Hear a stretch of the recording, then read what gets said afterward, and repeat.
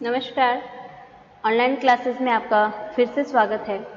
आज की क्लास में हम सूर्यकांत त्रिपाठी निराला की साहित्यिक विशेषताओं को पढ़ेंगे, जो कि छायावादी प्रतिनिधि रचनाकार है। इससे पहले की क्लास में हमने जयशंकर प्रसाद और सुमित्रा नंदन पंत इनका वर्णन पढ़ा था।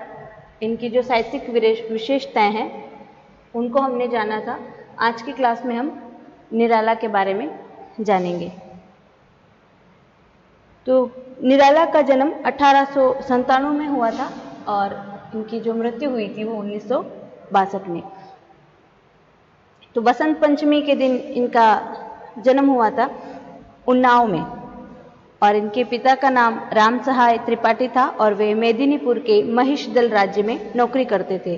और इनकी माँ सूर्य का व्रत रखती थी। इनका जन्म भी रविवार को हुआ, इसलिए इनका नामकरण सूर्य के आधार पर सूर्यकांत किया गया। तो साहित्य के क्षेत्र में अपनी निराली प्रकृति के कारण उनका उपनाम निराला हो गया। ठीक है। इनकी शिक्षा बंगाल में ही हुई थी और ये स्वच्छंद प्रकृति के थे, और स्कूल में भी इनका मन नहीं लगता था और स्कूल छोड़कर के इन्होंने अनेक विषयों का घर पर ही ज्ञान प्राप्त किया। तो साहित्य, संगीत और कला के अलावा कुश्ती और घुड़सवारी का भी इनको शौक था। हिंदी, अंग्रेजी, बंगला और संस्कृत का इन्होंने अध्ययन किया था। तो इनके काव्य पर बंगला का स्पष्ट रूप से प्रभाव हम देख सकते हैं। फिर 13 वर्ष की अवस्था में इनका विवाह हो गया और इनकी पिता की मृत्यु के बाद इन्होंने महिषादल राज्य में नौकरी भी कर ली थी, लेकिन 22 वर्ष की आयु में इनकी पत्नी का भी देहांत हो गया और इन्होंने नौकरी छोड़ दी और स्वतंत्र रूप से साहित्य साधना करने लगे। अब इनका कृतित्व हम देखते हैं।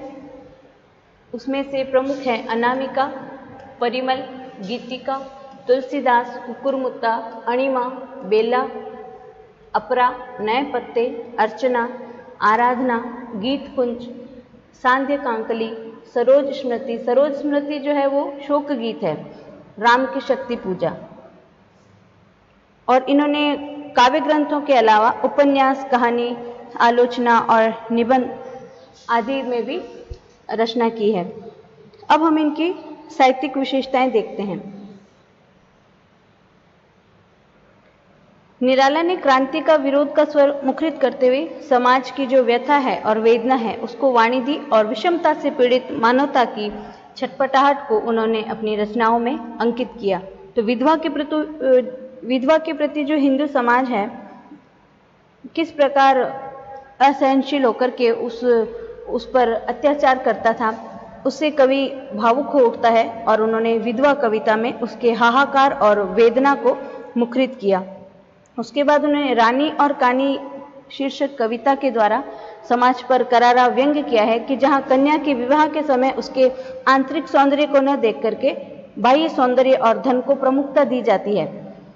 उसके बाद उन्होंने प्रयोगवाद का जन्मदाता के रूप में उनको जाना जाता है, प्रयोगवाद के जन्मदाताओं में। तो वे दीन दुखियों की दुर्दशा, पूंजीपतियों द्वारा गरीबों का शोषण, अछूतों का उत्पीड़न आदि देख करके वो सिहर उठते थे, और उनका परिणाम क्या हुआ कि उनके काव्य में नव जागरण के संदेश सुनाई देते हैं। तो आर्थिक विषमता पर तीव्र प्रहार उन्होंने किया। जिस व्यवस्था में कुछ लोग सुखी रहते हैं और कुछ लोग जी तोड़ मेहनत करते हैं, फिर भी पेट भर उनको अन्न के लिए वो तरसते रहते हैं, तो वह व्यवस्था के नष्ट होने की कामना करते हुए उन्होंने कवि ने बादल शीर्षक में उन्होंने आग्रह किया कि छिन्न भिन्न कर पत्र पुष्प वन उपवन वज्र घोष से ए प्रचंड आतंक जमाने वाले। तो यहाँ पत्र, पुष्प और पादप उन धनिकों के प्रतीक है जो समाज को लूट लूट करके अपनी तिजोरियां भरने में लगे हुए हैं। कवि कहता है कि हे बादल, इन शोषकों को छिन्न भिन्न करके अपने प्रचंड निर्घोष से इन्हें आतंकित कर दे। कवि का अत्यधिक संवेदनशील और पर दुख कातर जो हृदयहीन, दुखी, असहायों के प्रति गहरी करुणा से भरा है। इन शोषितों के प्रतिनिधि के रूप में भी कवि ने मजदूर, किसान और भिक्षुक के चित्र उपस्थित किए हैं। और भिक्षुक कविता में भी कवि ने भिखारी की जो दयनीय दशा है उसका चित्रण किया, और बादल राग कविता में कृषकों की जो विपन्नता है उसका चित्र उपस्थित किया। और राष्ट्र प्रेम की भावना भी उनमें ज्वलंत थी। वे भारत सरकार के वो भारत माता के साकार रूप की वंदना करते हैं। देश की जो गुलामी है या परतंत्रता है, वे इससे इतना व्यथित हो गए हैं कि उन्होंने देशभक्ति परक अनेक गीत लिखे और उनके उद्बोधन गीत में भारतीय वंदना, तुलसीदास, छत्रपति शिवाजी का पत्र, तो ये जो कविताएं हैं उनमें उन्होंने देशभक्ति की भावना मुखरित की है। तो निराला का जो प्रेम और सौंदर्य है उसका चित्रण करना अनुपम है। उनकी जो दृष्टि है वो प्रकृति और मानव दोनों के सौंदर्य से अभिभूत है। तो उन्होंने निश्चल प्रेम के अनेक गीत लिखे हैं, जिनसे कहीं प्रेयसी के पुनित प्रेम का उन्होंने चित्रांकन किया और कहीं प्रिया के नुपुरों की जो झंकार है उसका उन्होंने प्रेरणादायक भक्ति का निरूपण किया। तो निराला जो है वो छायावाद के 4 स्तंभों में से प्रमुख है। तो उनके काव्य में छायावादी प्रवृत्ति का मिलना स्वाभाविक ही था। तो प्रकृति पर चेतना का आरोप अर्थात प्रकृति का नर नारी के रूप में चित्रण निराला के काव्य में हुआ है। तो जूही की कली ऐसी ही एक कविता है, दर्शन और रहस्यवादी भावना से ओतप्रोत। निराला में रामकृष्ण परमहंस और स्वामी विवेकानंद इन दोनों के दार्शनिक विचारों का प्रभाव देखा जा सकता है। तो प्रकृति के अनेक मनोहारी चित्र इन्होंने अपने रचनाओं में अंकित किए और श्रृंगार, वीर, रौद्र और करुण विभिन्न रसों का सुंदर समन्वय इन्होंने अपनी रचनाओं में किया है। तो करुण रस का सुंदर स्वरूप सरोज स्मृति में देखा जा सकता है।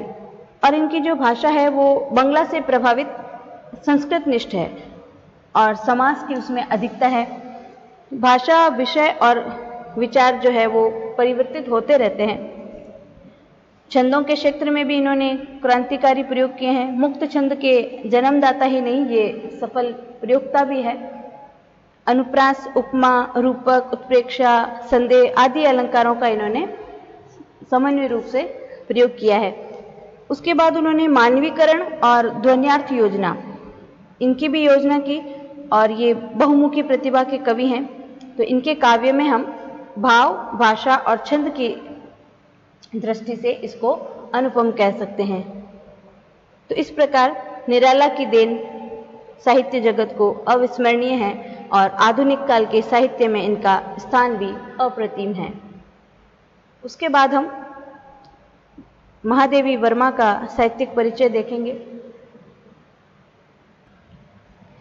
महादेवी वर्मा का जन्म 1907 में हुआ था और इनकी मृत्यु 1987 में हुई थी और इनका जन्म फर्रुखाबाद में हुआ था। तो इनके पिता का नाम गोविंद प्रसाद और माता का नाम हेमरानी था और पति का नाम रूप नारायण वर्मा था, जिन्होंने इस शर्त पर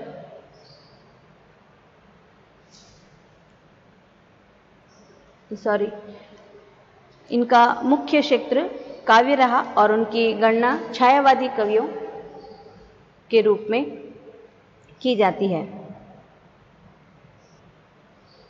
उनके काव्य में वेदना की प्रधानता है और काव्य के अलावा उनकी गद्य की श्रेष्ठ रचनाएं भी हैं। प्रयाग में साहित्यकार संसद की स्थापना करके साहित्यकारों का इन्होंने मार्गदर्शन किया और आरंभिक शिक्षा तो इनकी घर पर ही हुई। उसके बाद उन्होंने विधिवत शिक्षा प्रयाग में प्राप्त की। फिर 1933 में उन्होंने दर्शन शास्त्र में एमए भी किया और कवियत्री होने के साथ साथ ये एक कुशल चित्रकार भी थी। नारी को अपनी स्वतंत्रता और अधिकारों के प्रति सजग भी इन्होंने कराया और उनके जो रेखा चित्र हैं उसमें गद्य का चित्रात्मक और भावमय रूप विद्यमान है। और जो पशु पक्षी थे उनके प्रति इनका विशेष लगाव था। पशु पक्षी हैं, इन्होंने मार्मिक शब्द चित्र उपस्थित किए और साहित्य सेवाओं के लिए राष्ट्रपति द्वारा इन्हें पद्म भूषण की उपाधि भी दी गई थी। और इनकी जो यामा रचना है उसके लिए मंगला प्रसाद पुरस्कार के रूप में 1.5 लाख रुपए और ज्ञानपीठ पुरस्कार भी इनको दिया गया था। फिर 18 मई 1983 को उत्तर प्रदेश हिंदी संस्थान ने सर्वश्रेष्ठ कवयित्री के रूप में भारत भारती पुरस्कार से इनको सम्मानित किया और साथ ही भागीरथी की प्रतिमा भी भेंट की थी। अब हम इनके काव्य संग्रह देखते हैं, जिसमें है निर्जा, निहार, रश्मि, सांध्य गीत, दीपशिखा, यामा, और गद्य रचनाओं में है अतीत के चलचित्र, स्मृति की रेखाएं, मेरा परिवार, पथ के साथी और श्रृंखला की कड़ियाँ। और एक अनुदित भी रचना है इनकी, जो सप्तपर्णा नाम है उसका। अब हम इनकी साहित्यिक विशेषताएं देखते हैं। महादेवी वर्मा को आधुनिक मीरा भी कहा जाता है। तो महादेवी वेदना की कवयित्री है और उनके काव्य में करुणा, सहानुभूति, नारी की करुण दशा और उसके प्रति संवेदना दिखाई देती है। तो सामाजिक जीवन की विकृतियों पर असंतोष व्यक्त किया है उन्होंने। इनकी कविताओं में आरंभ से ही विस्मय, जिज्ञासा, व्यथा और आध्यात्मिकता के भाव मिलते हैं, जो निरंतर परिष्कृत होते गए। इनके सभी गीतों में अनुभूति और विचार के धरातल पर एकता हम देख सकते हैं। तो इनकी भावभूमि गीति काव्य के उपयुक्त है, क्योंकि ये स्वानुभूति की प्रत्यक्ष रचना करती हैं। इनके गीतों में सफल भाव व्यंजना है और गीत भी भाव प्रधान है।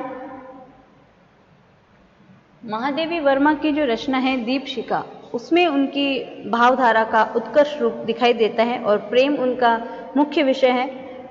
कवयित्री ने संयोग और वियोग में उभरने वाले प्रेम के अनेक कोणों को अपने अनुभव के आलोक में देखा और मूल संवेदना के रूप में इन्होंने वेदना का विरहजन्य प्रयोग किया। करुण वेदना और निराशा से आक्रांत इनका जो प्रारंभिक काव्य है दीपशिखा, उसमें कुछ आलोक पा सका और आशा का, उल्लास का मिलन उसमें हम देख सकते हैं। जैसे सब बुझे दीपक जला लूं, गिर रहा तम आज दीपक रागिनी अपनी जगा लूं। और ये पंक्तियां कि हुए शूल अक्षत मुझे धूली चंदन, अगरू धूम सी सांस सुगंधित सुरभित। तो महादेवी वर्मा में गीति काव्य के उत्कर्ष की सुंदर भावनाएं हैं, लेकिन यह रहस्यात्मकता का आवरण उनके प्रभाव की तीव्रता को कुंठित कर देता है। तो ये प्रतीक और रूपक भी बहुत सीमित और अभिजात हैं। इनकी लौकिक संवेदनाएं रहस्यवादी आभास से एक नए अर्थ का विस्तार करती है, लेकिन उन्होंने इसके साथ लौकिक मूर्तता, प्रत्यक्षता, तीव्रता को खो दिया। दीप, चंदन, मंदिर, क्षितिज, आकाश, करुण, धूल, मेघ, विद्युत, सागर आदि जो प्रतीक हैं और जो शब्द हैं वो बार बार उनकी रचनाओं में आते रहते हैं और रहस्यात्मक संकेत में उलझ जाते हैं। तो एक निजी और छायावादी सीमाओं के बावजूद महादेवी वर्मा छायावाद की विशिष्ट और समर्थ कवयित्री हैं और दीपशिखा जो रचना है उनकी विशिष्ट कृति कही जा सकती है। और इनकी दूसरी विशेषता है कि सूक्ष्म चित्रात्मकता। तो ये चित्र भाव जगत और रूप जगत दोनों के होते हैं, लेकिन रूप जगत के चित्र कवयित्री के मानसिक संदर्भ को प्रकट करते हैं। तो लोक परिवेश और लोक भाषा से दूर सीमित आत्मा अनुभूति की परिधि में विचरण करने वाले भाषा की जो छवि है उसमें शब्द चयन और बिंब ग्रहण, प्रांजलता, ये सब विशिष्ट रूप से दृष्टिगोचर होते हैं। महादेवी वर्मा के बारे में कहा जाता है कि ये गंभीर प्रकृति की महिला थी, लेकिन उनसे मिलने वालों की संख्या बहुत बड़ी थी। रक्षाबंधन, होली और उनके जन्मदिन पर उनके घर एक जमावड़ा सा लगा रहता था। बहुत भीड़ भाड़ हो जाती थी। सूर्यकांत त्रिपाठी निराला ने उनको अपनी बहन बना रखा था और उनसे राखी बंधाने वालों में सुप्रसिद्ध साहित्यकार गोपी कृष्ण गोपेश भी थे। ये सुमित्रा नंदन पंत को भी राखी बांधती थी और सुमित्रा नंदन पंत भी उन्हें राखी बांधते थे। तो इस प्रकार स्त्री पुरुष की बराबरी की एक नई प्रथा उन्होंने शुरू की। वे राखी को रक्षा का नहीं, स्नेह का प्रतीक मानती थी। वे जिन परिवारों से अभिभावक की भांति जुड़ी रही उसमें गंगा प्रसाद पांडेय का नाम प्रमुख है, जिनकी पोती का इन्होंने स्वयं कन्यादान भी किया था। और गंगा प्रसाद पांडेय के पुत्र रामजी पांडे ने महादेवी वर्मा के अंतिम समय में इनकी बहुत सेवा की थी। इसके अलावा इलाहाबाद के लगभग सभी साहित्यकार और जो परिचित हैं वो उनसे उनके आत्मीय संबंध थे।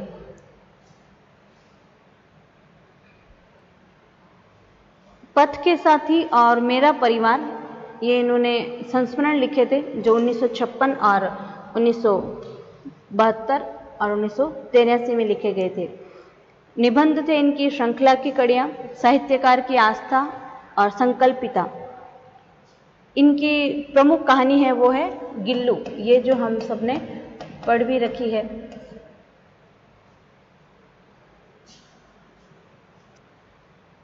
इनको 1942 में उत्तर प्रदेश विधानसभा परिषद की सदस्य बनाया गया था और 1956 में साहित्य सेवा के लिए पद्म भूषण की उपाधि से अलंकृत किया गया। उसके बाद जो यामा रचना है उसके लिए उनको ज्ञानपीठ पुरस्कार मिला था। और 1988 में जब 1987 में उनकी मृत्यु हुई तो 1988 में मरणोपरांत भारत सरकार ने उनको पद्म भूषण की उपाधि से सम्मानित किया। 1991 में सरकार ने उनके सम्मान में कवि जयशंकर प्रसाद के साथ उनका एक 2 रुपये का युगल टिकट भी जारी किया था। तो 1932 में इलाहाबाद विश्वविद्यालय से एमए करने के बाद में महादेवी वर्मा की प्रसिद्धि का एक नया युग प्रारंभ हुआ और भगवान बुद्ध के प्रति गहन भक्तिमय अनुराग होने और बाल विवाह के अवसाद को झेलने के कारण इन्होंने भिक्षुणी बनना चाहा, लेकिन कुछ समय बाद महात्मा गांधी के संपर्क और प्रेरणा से उनका मन जो है सामाजिक कार्यों की ओर लग गया। उसके बाद उन्होंने प्रयाग महिला विद्यापीठ की प्रधानाचार्य भी बनी, उनका प्रधानाचार्य का पद संभाला और चांद पत्रिका का इन्होंने संपादन भी किया। और प्रयाग में ही उनकी भेंट रविंद्रनाथ ठाकुर से हुई और यहीं पर मीरा जयंती का शुभारंभ इन्होंने किया। कलकत्ता में जापानी कवि योग नागुची उनके स्वागत समारोह में इन्होंने भाग लिया और शांति निकेतन में रविंद्रनाथ टैगोर के दर्शन भी किए। यायावारी की इच्छा से बद्रीनाथ की पैदल यात्रा और रामगढ़ नैनीताल में मीरा मंदिर नाम की कुटीर का निर्माण भी इन्होंने किया था। और एक अवसर ऐसा भी आया कि विश्ववाणी के बुद्ध अंक का संपादन भी किया और साहित्यकार संसद की स्थापना की। तो भारतीय रचनाकारों को आपस में जोड़ने के लिए अखिल भारतीय साहित्य सम्मेलन का आयोजन किया और राष्ट्रपति राजेंद्र प्रसाद से वाणी मंदिर का शिलान्यास करवाया।